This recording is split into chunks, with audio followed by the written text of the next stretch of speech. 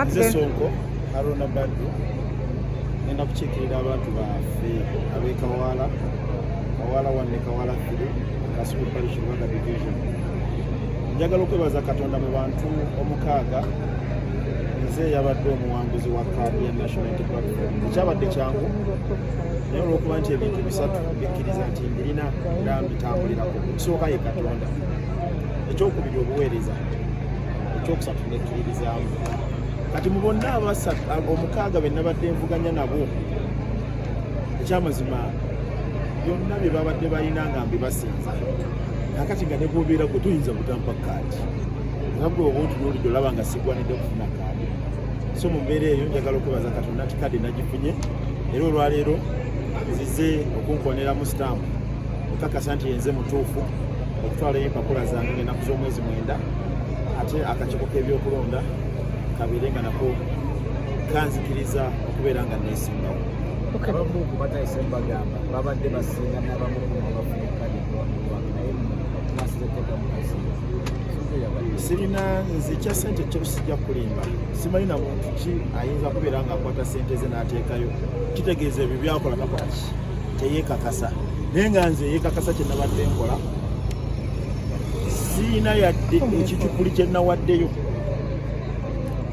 Olw'okuba nti nabadde ne ground yange nga ne bibaagala mbirina nga mutuufu ddala nsaanidde okubeera nga kaadi ngifuna. So kati ekya ssente kozi nga waliyo abawaddeyo munnaye naye nze simanyi ka ssente.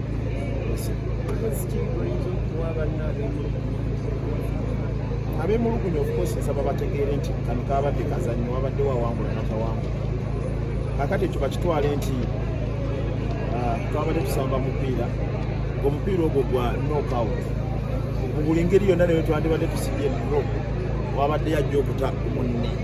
Kitegeeza tugenda mu bunnya penalty ne bagikwata omulala n'agikuba munda oba osengera. So nsa amagezi gembawa petitions nga gwe omuntu osobola okugikola obanga kyoyagala naye ndaba nga oba wettira kaliyayo kuba ekibiina kiba kigenda kwetegeeza nti n'omulundi omulala ojja kwagala okudda okisabe ate ng'olwedde wakikosa. Kakati kisingako ne weerekereza bana ife okutuuka tuyise mu bingi twerekereza bingi mu bululu obuwedde abantu bangi nnyo abaali balina okufuna kati naye beerekereza ne batakola ki nga nze omukukku kati olwaliro ngifunye oŋŋamba ki okujja nga bannamunigina nga babadde balimba nga babadde bagamba nti ba National Unity Platform. Tewali wa National Unity Platform asobola kujja namunigina. Omuntu yenna agenda okujja bwa namunigina tumulinze. Kati nga nze Wakiso Town Council twabadde abantu 5. Abantu 5 nze n'ensukulumamu. Sikugamba nti nabadde mbasinga obuyigirize. Abamu babadde bansinga n'obuyigirize naye nabayiseeko ate nabo ne bakkiriza. So omuntu yenna ng'ayagala kujja bwa namunigina mu Wakiso Town Council oba ku kaadi ya National Unity Platform nga waliwo wa National Unity Platform nga gwoli oli ku independent linda okuswala. Ate era tewali wa National Unity Platform nga ddala wa National Unity Platform nga bamumye kaadi asobola kujja namunigina. Oyo manya kaba kasajja oba kaba kakazi nga katulimu bubeezi. Mpanga Charles abangi bamanyinga Map Media abampadde kaadi ya Wakiso Town Council ya 5 kansala. Abangi nabawulidde bagamba nti okufuna kaadi wano ziba ssente naye ate nze muntu omu gwe babadde basinga okukuba ku kitimba nga bagamba nti oyo maapu lunkupe talina ssente. Kati ate bayinza batya okugamba nti ate kaadi ya ssente ng'ate nze lunkupe bampadde kati olomba nazijjeewa. Ekintu ekyo bw'oba osooka n'okinoonyereza mu abasoma comments n'abasoma posts zebadde bakola. Abasajja n'abakazi badde bagamba nti kaadi ya nuupu ya ssente gwe maapu oli lunkupe gwe tebasobola kuwa kaadi. Ndi example nina kaadi ye Wakiso Town Council nze ngenda okukiikirira abantu baffe aba Wakiso Town Council ku LC5 kansala. So baganda bange abatulaba eyo tuve mu ŋŋambo. Baganda bange bangi tebabawadde lwakuba tebalina busobozi naye twayitiridde okuba n'obusobozi. Wano twayitiridde buyitirize kuba na busobozi kubanga waliwo nze gwe nasinze nafunye 9.5 nafuna 9.4 kati osobola okwewana nti wamusinze. Just wabaddewo abaana ba wano bayitiridde okuyita ebigezo yensonga lwaki abamu babasudde abamu ne babayisaawo.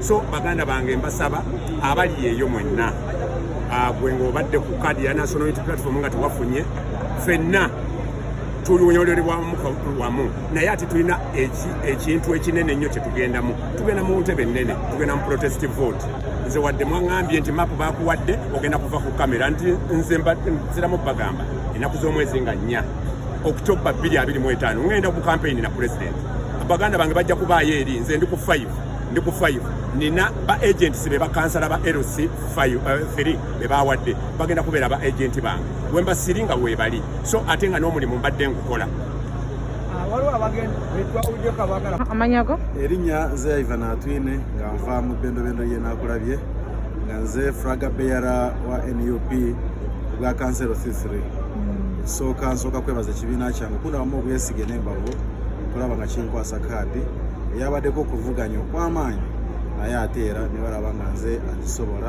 ate nze obwenkizo era nsuubira abantu byenakulaye nga tukwatiriza wamu tujja wangula akalulu kaffe convincing mu 2026 ebigamba nti abamu mwawaddeyo sente timwawaddeyo akakadde babawe kaadi ekisookerwako ebigambo biyitingana naye nze nga nze sirina sente yadde okusuubiza kwonna okwansabiddwa oba bwenaakoze kitegeeza bifuuto temunawaayo sente okufuna kaadi kade no oza basinzidde ku kyo zibawa kaadi ekisooka babadde bagoberera ground kusa ne vetting gyetwakola ne royalty kuva eri mu kibiina emirimu gyokoledde ekibiina naye naddala percentage nene yabadde ku ground amaanyi g'olina mu kitundu gy'osibuka teriyo yadde n'ekikumi yadde n'enusu 5 yadde ekisuubizo nti obanja kuwa embuzi oba ente kwabaddemu naddala nze sirina kintu yadde ekyansabiddwa oba yadde kubeerako kyebangamba tukolere kino